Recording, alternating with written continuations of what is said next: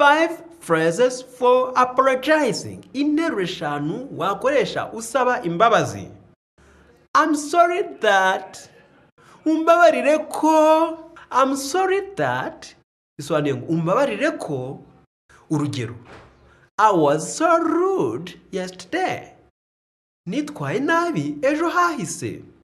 It's my fault. Ni ikosa ryanjye. Bisobanuye I'm taking responsibility for the problem. Mbega ni njyewe wakoze ikosa.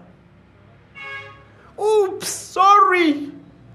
Ni igihe nyine ukoze ikosa ariko ukaba wicujije. Mbabarire. Oops, sorry.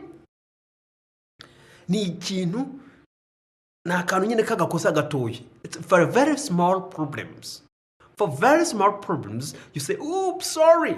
Ku bibazo bito cyane, uvuga ngo, oops, sorry. I should have.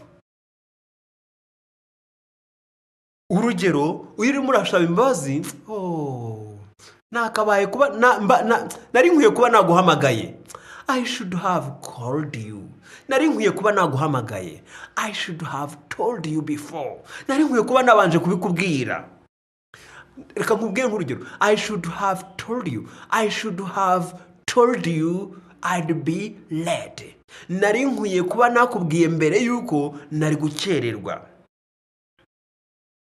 Noneho ushobora gusaba imbabazi mu cyo bita formal muri business mu cyongereza cy'akazi kitari cy'inshuti.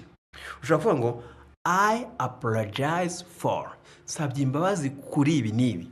Urugero ngiye kuvuga ngo ngiye kubasaba imbabazi kubera twatinze wenda kohereza raporo runaka. I apologize for the delay. Sabye imbabazi bwo gutinda.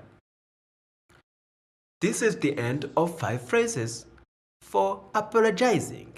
Dusoje interuro eshanu zo gusaba imbabazi.